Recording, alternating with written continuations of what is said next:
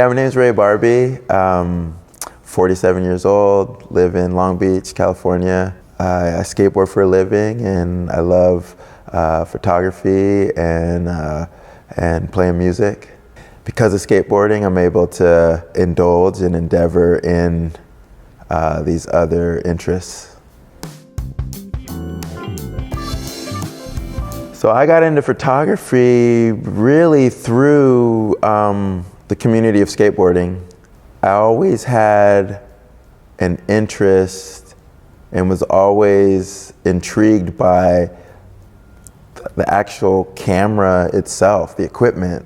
I don't know if it's because of my interests playing guitar and music and instruments, or just skateboarding, like, you know, the role that your tools play in the process. I don't know if that kind of fostered that interest and curiosity into other people's tools and things like that. And so in skateboarding, you know, like we grew up, you know, I got into skateboarding in the 80s. And so a lot of our heroes, you know, like we learned about skateboarding not only through like the older skaters and skate shops and things like that, but through the magazines or the very, you know, the few videos that were out there, you know. But what we quickly learned was in the culture of skateboarding was a lot of photography involved, because the magazines, or just even in a local sense of dudes making zines. And so they're shooting photos, they're either processing the rolls themselves or taking it somewhere, but they're getting prints made, and then we're taping them onto paper and then taking them over to Kinko's or wherever to get them Xerox to make these zines that was Instagram before Instagram, basically.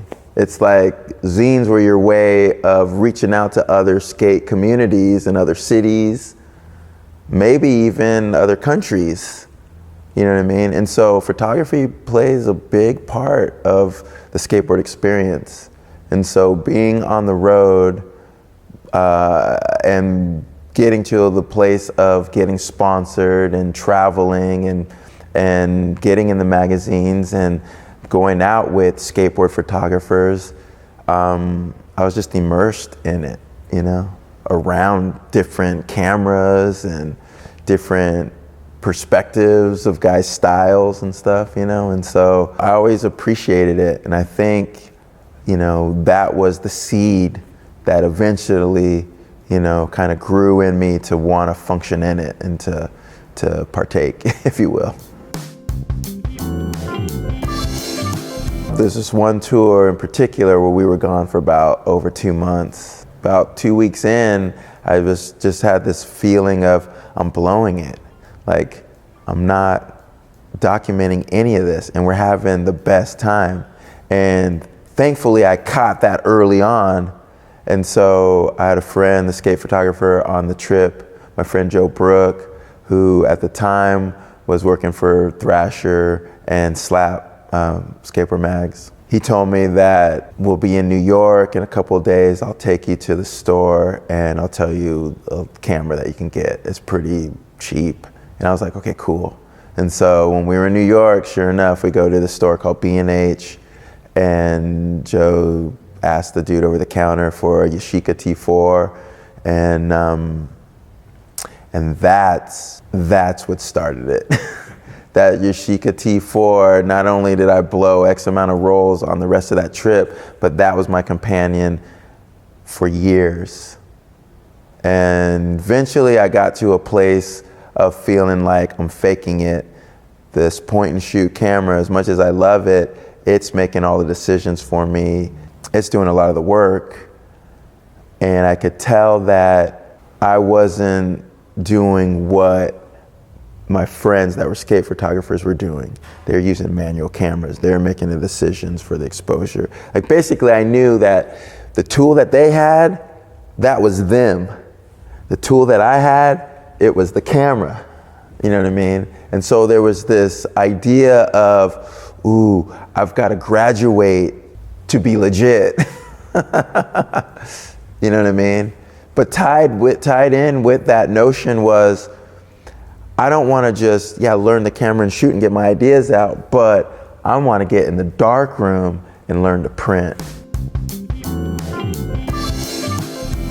My tool, if you will, in my approach to photography is a rangefinder. I've found that it's really conducive for my lifestyle and for the ideas that I tend to explore. I started off with a Pentax K1000 and quickly learned that, you know what, I don't think the SLR is my deal, because that mirror slap is so loud that I'm like messing up moments.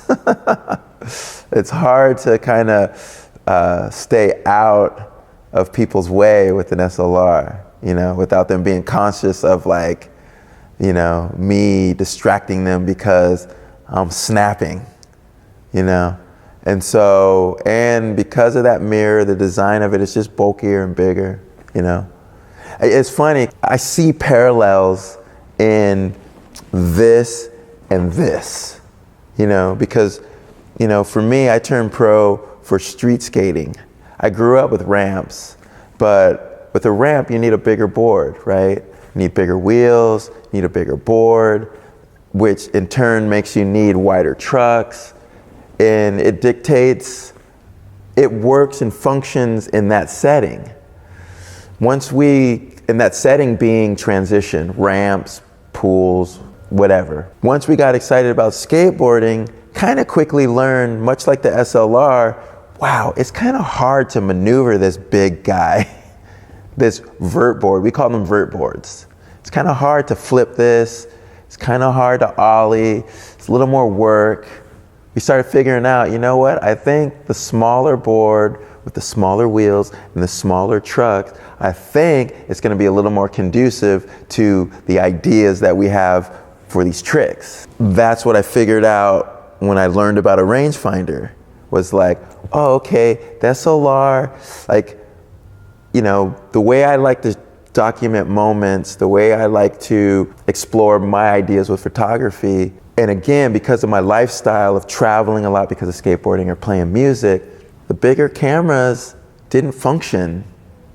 Too bulky, too loud, too apparent that I'm up to something. And so when I learned about the rangefinder, ooh, it's quiet. Oh, because it doesn't have a mirror, it can have a smaller lens. Like, oh, I can have this slung around me with my guitar and my skateboard and my bag. All right, okay, this makes sense.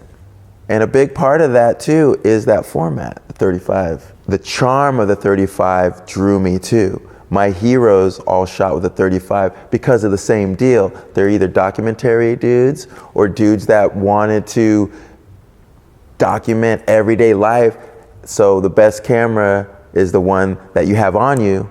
So they knew we need a small dude to do what we want to do. And so my eyes are so nurtured to appreciate and identify a certain quality of an image, and a lot of that came from the runt of the litter. 35 is the runt. But much like a 4-track recorder opposed to a 24-track 2-inch or whatever, there's a charm to it. It does its thing. It's not trying to be anything else. And if you can appreciate that, and if you can explore that and learn how to work within its restraints and be able to, I guess, harness the potential that's within it, it's exciting, And there's something about the grain structure. There's just something about what it can and can't do that gives it that feel. And I have a hard time, because of that so ingrained in me, I have a hard time having the same emotions when I see a black and white image, a certain type of a black and white image approached with a larger format film It's too smooth, doesn't have that grit, doesn't have that kind of thing to it. But that's specific to the ideas that I'm always chasing after. I'm not saying that for portraits. I don't shoot much portrait. I'm not saying that for landscape. I don't even know if I shoot much landscape, whatever. You know what I mean? But the ideas that I get excited about and what I shoot towards and the reference points that I have because of seeing so many images of my heroes, no different than growing up watching Gons and Nodis and Tommy and these dudes in the videos. You develop your language, you develop your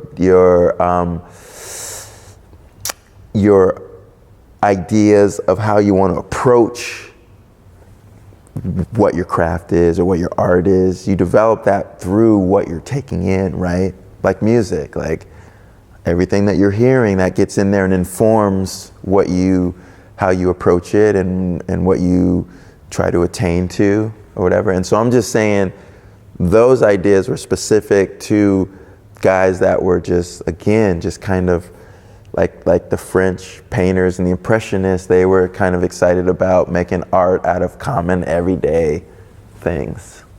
You know what I mean? And so that look to me is so tied to the runt, the 35 format. You know what I mean? And so it gets hard for me to see those similar kind of things with a bigger format.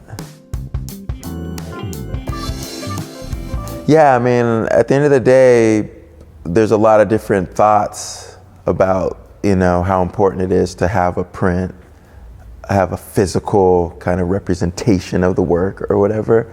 And obviously I'm biased because a huge part of why I got excited about photography was to make the print, and so I'm definitely an advocate towards prints in general and really believe that it's important, I was thinking about it, and when we were talking on the phone, I was trying to remember the photographer that said a photograph is not a photograph unless it's a print.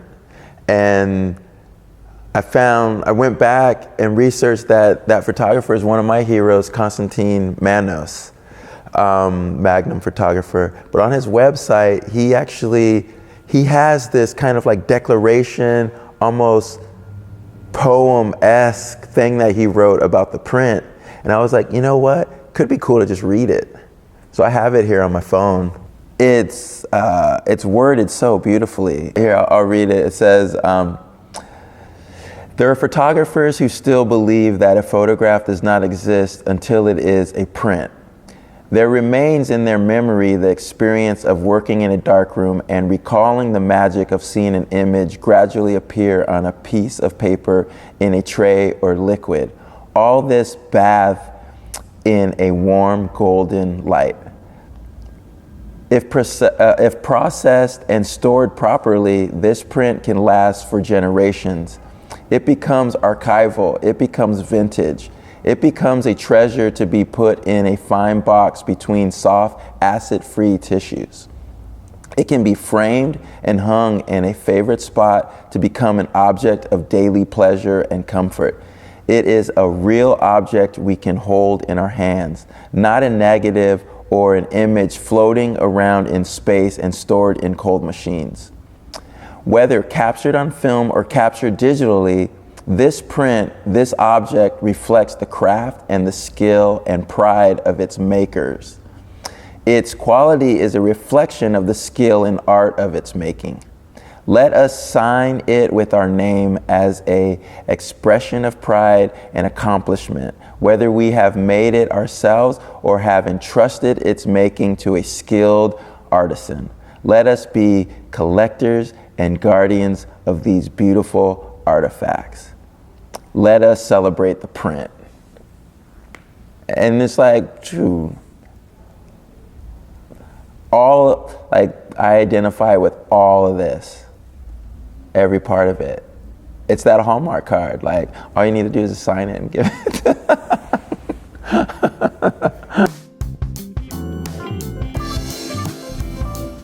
Before you approach it and explore it, it can seem super complex or overwhelming. And that because of that, it can discourage you. But I think the one thing that I think could change that for processing on your own and not sending it to the lab, the one thing that needs to be demystified and the notion that needs to be corrected is that you need a dark room to process.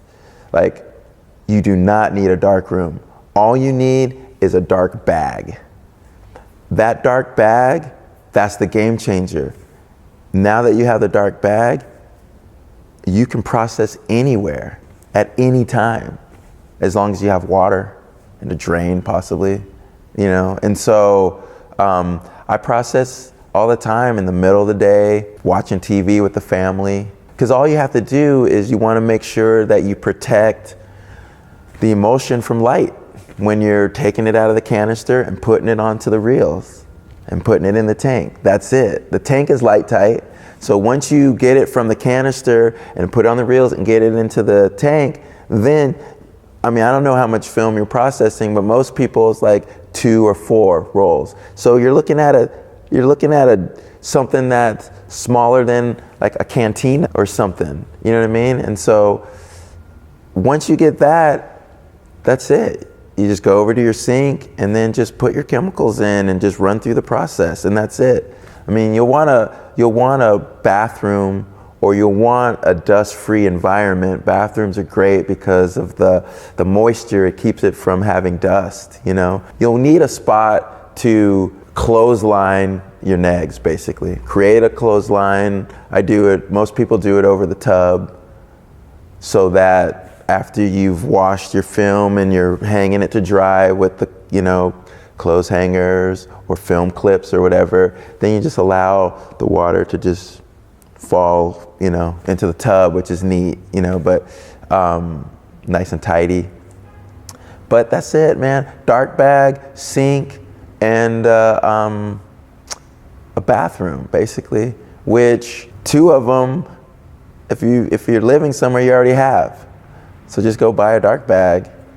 I mean, obviously, you know, somebody will hip you to getting, you'll need a tank and reels, but yeah, this notion of like, I've got to have a dark room to do this, that dark bag answered that, solved that problem. To me, I think that those are the little things that I would explore with digital, is like, just like with digital recording, it's like, okay, it's gonna end up on a hard disk. So let's get a Neve or a Trident board, or let's put something in front of it to try to help roll off the edge. You know what I mean? And like visually, that's the same thing with the sensor. It's like, let's get some old glass that kind of helps soften the crispiness of the sensor. The sensor is so literal. It's so like, dude, when I would record on my 8-track Tascam TSR-8, I wanted to see the needles slammed. They're just all tick, tick, tick, tick, tick, tick, tick, tick, tick. The digital thing, you're like, dude, you're like so bummed if you just ended your take and there's one red thing on one of the tracks because it hit. You're like, ah, and you're dreading looking where that is because you know that's gonna sound horrible right there. It's gonna go, it's gonna make that sound, right? And it is funny how it's all the same stuff, analog, film, digital, like between audio and visual, it's all, they have all the same pros and cons. It's really interesting how similar it really is. You know what I mean? Because what we're talking about is distortion for audio, which is blowout for visual, but a blowout on film is nice. A distortion on tape is nice, right? Digital, a blowout on your highlights sucks. Visually, digital, audio, digital, distortion sucks. Because once it passes that thing, it just falls apart, just right? Like my issue with black and white digital is mostly sits in the highlights. Some of it is the blacks, don't have like the depth sometimes, but it sits all in the highlights. So if we were to nerd out and talk about the zone system, Ansel Adams zone system, digital, either people will expose for the highlights and then pull back the information in raw, whatever their program is that they use to process their raw files or whatever, pull out the shadow to still get the information. But because they expose for the highlights and they don't want to lose that, them exposing for the highlights will stop them at a 7 or 8. And then if they don't manage their highlights, then, and they push into 8, 9, and 10 of the zone system, then on the print or even in the computer, they can only recover 7 and 8, 9 and 10 are gone. But what's crazy is at 7 and 8, the way it just drops off and just gives you, to be honest with you, I won't even see 9 and maybe not even 8. It'll just go 7 to 10. So it's this harsh cut, and it's so defined and pronounced from the information from a 7 to the white, the paper white, because paper white is sitting at a 10.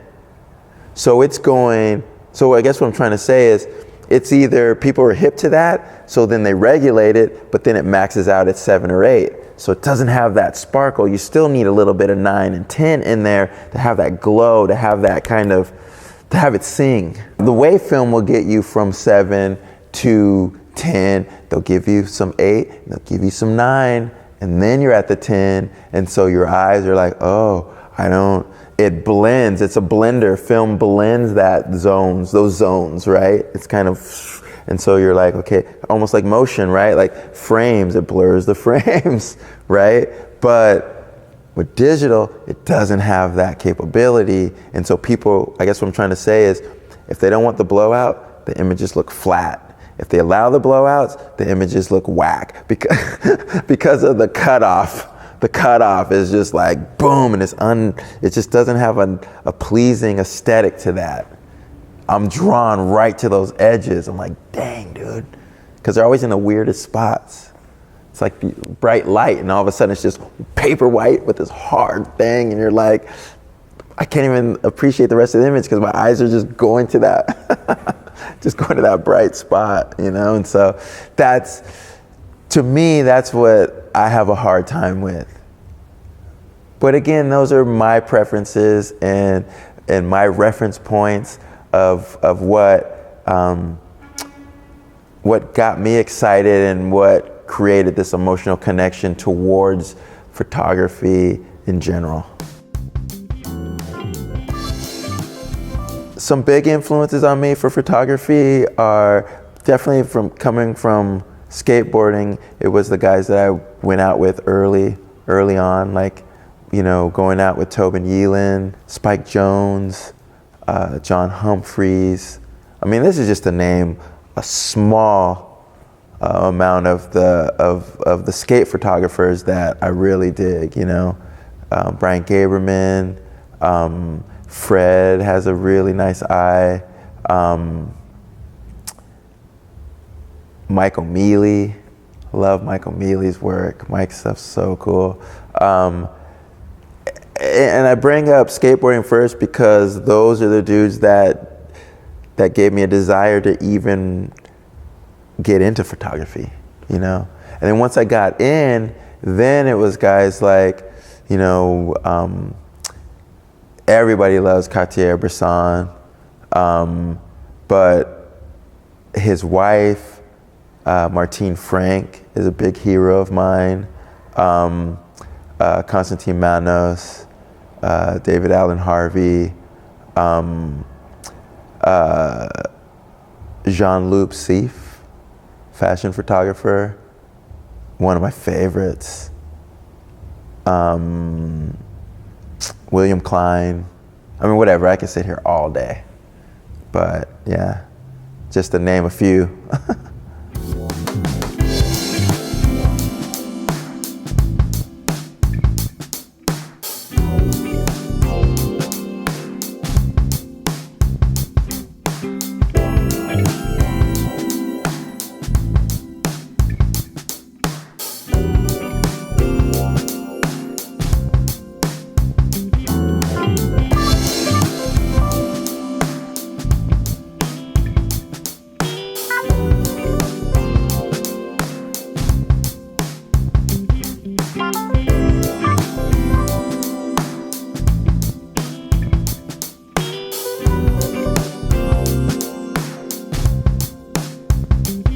Barbee.